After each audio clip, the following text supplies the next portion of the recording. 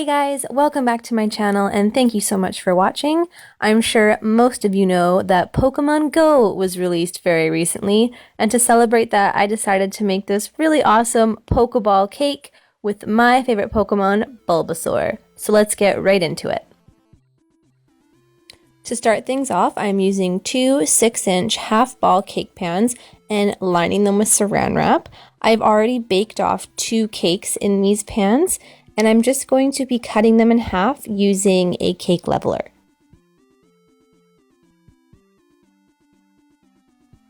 So to ensure that my Pokeball is going to keep its round shape, I'm actually going to build each half of my cake in the cake pan. So I'm going to take that top piece that I cut and put it into the bottom. And I am brushing on some simple syrup and using some chocolate buttercream to fill my cake.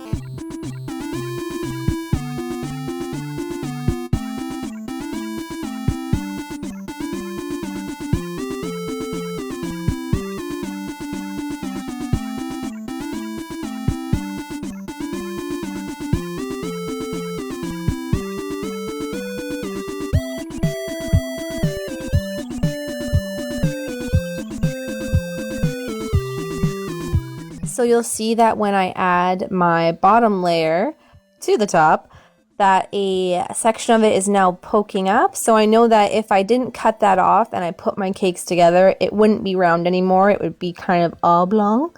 So I'm going to take a knife, and the pan is going to actually be my guide here, and just cut straight across. So now I'm going to let that sit in the fridge for about 15 to 20 minutes so it can firm up. And I'm going to repeat that process on my other half of the cake.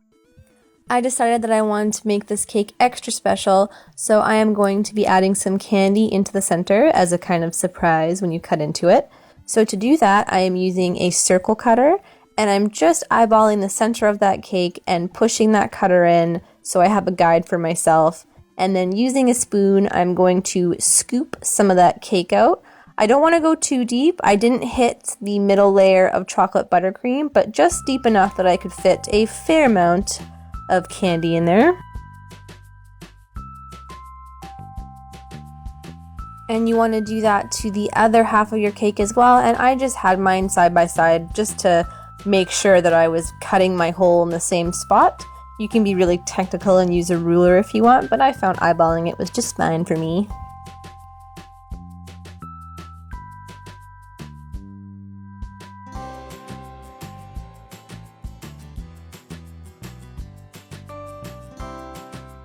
Once my cake was nice and chilled, I turned it out onto my cake board, and because I had that saran wrap in there, it popped out really easily.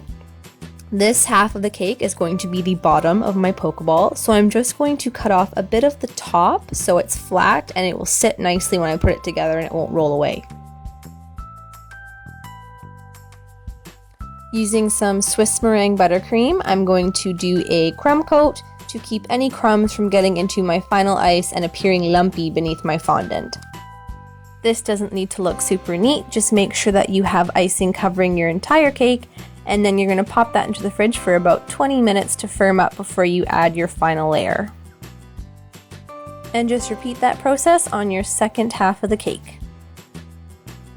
Once you can touch your crumb coat without any of that buttercream coming off onto your finger, you're ready to do your final ice. And I'm just piling mine on with an offset spatula and just getting it as smooth as I can with that. I am using a piece of cardstock to finish the job, as I find that it curves with the cake and it's just easier to get a smoother finish. You can use a piece of acetate if you don't have cardstock, or you can just use a spatula and do the best job you can.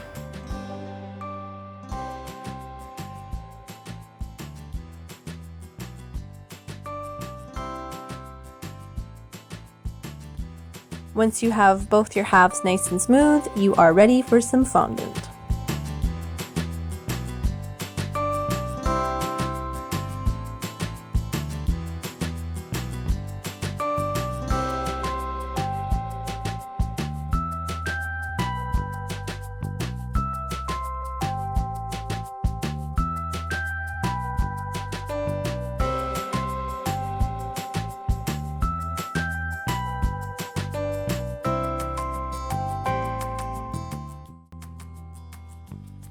Then you're going to pick that up and gently drape it over your cake. And then just using your hands, you're going to smooth that fondant down, trying to push out all that air and getting it as smooth as you can all the way around until you reach the bottom.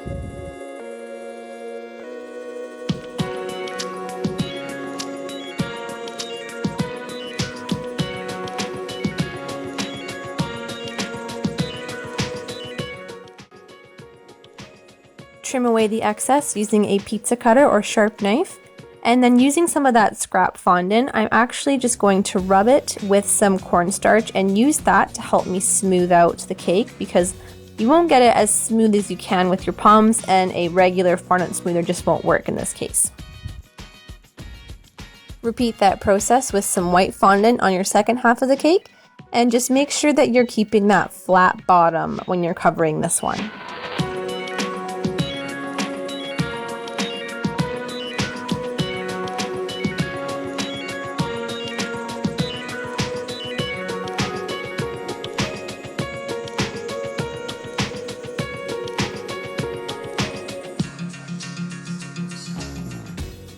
I'm going to prep the board that I want my cake to be sitting on when it's all done. So I am using a 12-inch round cake drum, which is just a thicker cake board. And I have rubbed it with some shortening and rolled out some black fondant. And then I just draped that over, and using my fondant smoother, I just pushed out any air and made sure it was nicely secure to my cake board. And using a very sharp knife or an X-Acto knife, we're just going to trim around the sides.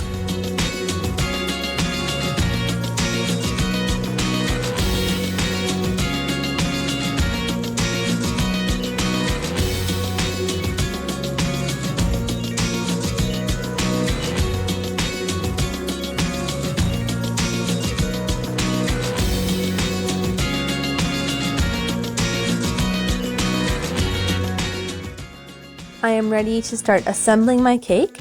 So I am going to grab my white bottom, and I'm going to flip that upside down so that it is sitting on my newly covered black board. Just be really quick with this step. It's not as scary as it looks. Just make sure that you are holding the cake nice and level and evenly, and just flip it. Just 1, 2, 3, flip.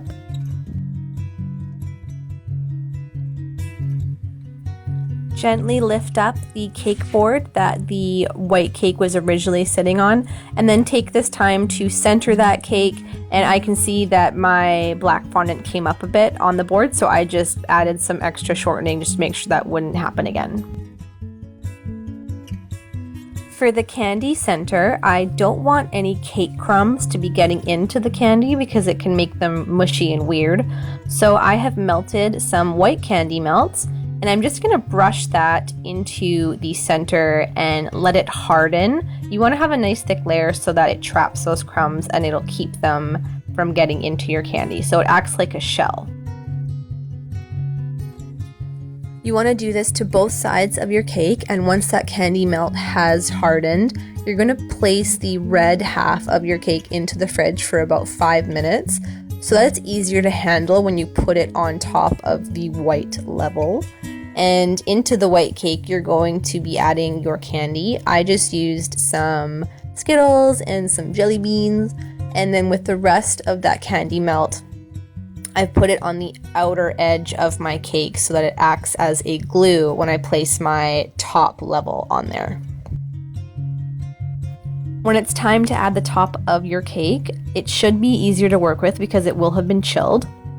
Just turn it over into your palm very quickly, take off the cake board, and then turn it right onto the white cake. And just line it up so that it's centered.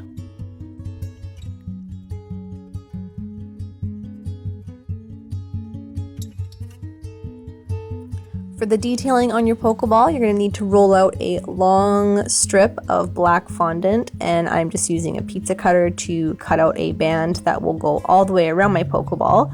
I'm just setting that aside for 1 minute as I roll out some more black fondant, and using some circle cutters, I'm just cutting out the detailing for that center bit where he opens the Pokeball.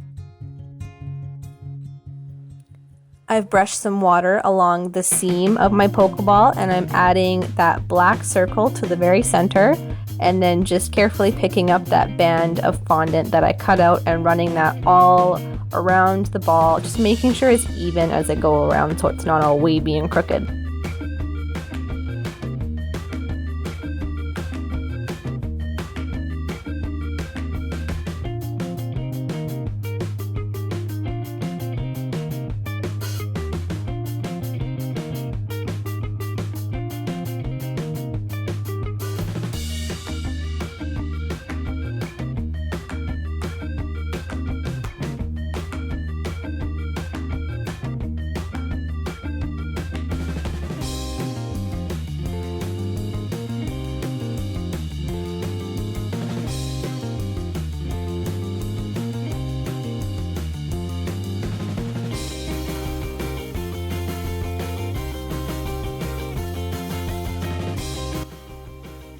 To finish off the detailing on my Pokeball, I'm rolling out some white fondant and using 2 circle cutters, one that is smaller than the black circle and another one that's going to be smaller than that circle to finish off the center of my Pokeball.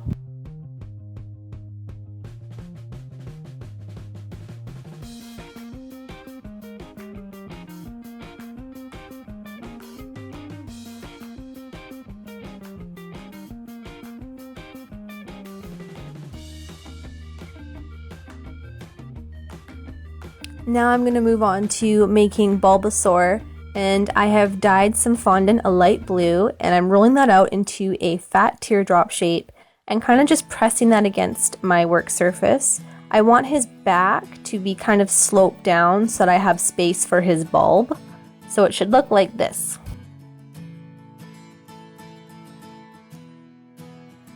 For his head, I rolled out like a fat little stubby sausage shape and just lightly press that against my counter. And using my sculpting tools, I'm just going to trace out his mouth and use a reference photo for all of these steps. You just want to make sure he kind of has a bit of a point in the center. So once I trace that out, I'm going to just press that in. And then I'm going to do the same thing for his eyes.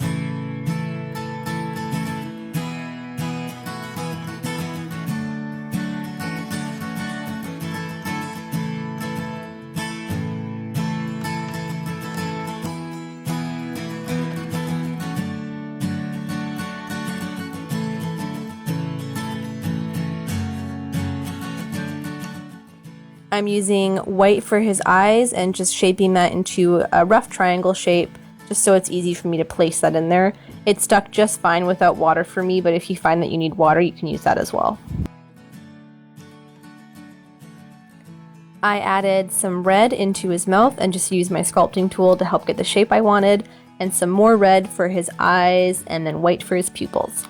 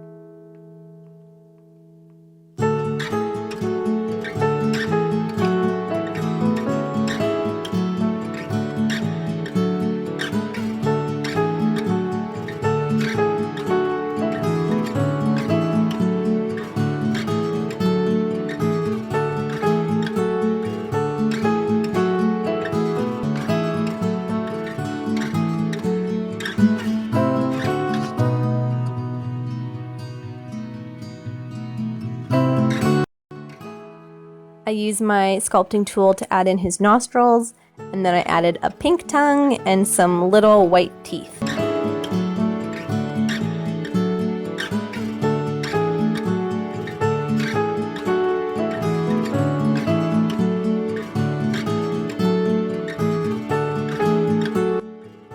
I added some blue triangle shapes for his ears, and then I dyed some blue a darker shade and added his scales, I think they are.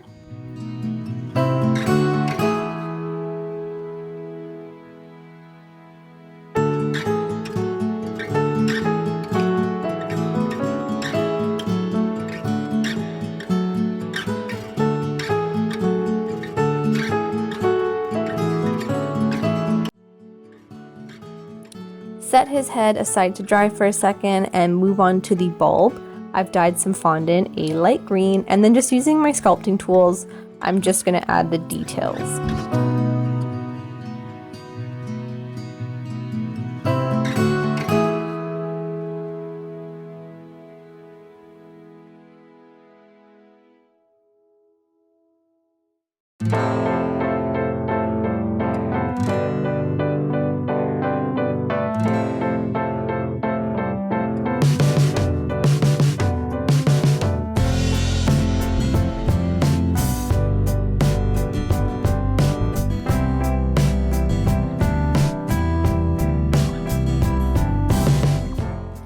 For the vines coming out of his bulb, you're going to roll out some green fondant into a long snake, but just try to keep one end of that a little bit rounded.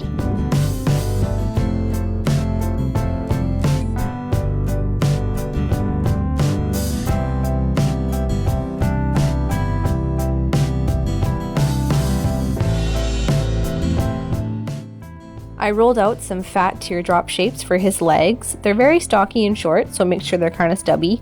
And then using a piece of spaghetti and some water, I'm just securing the head onto his body.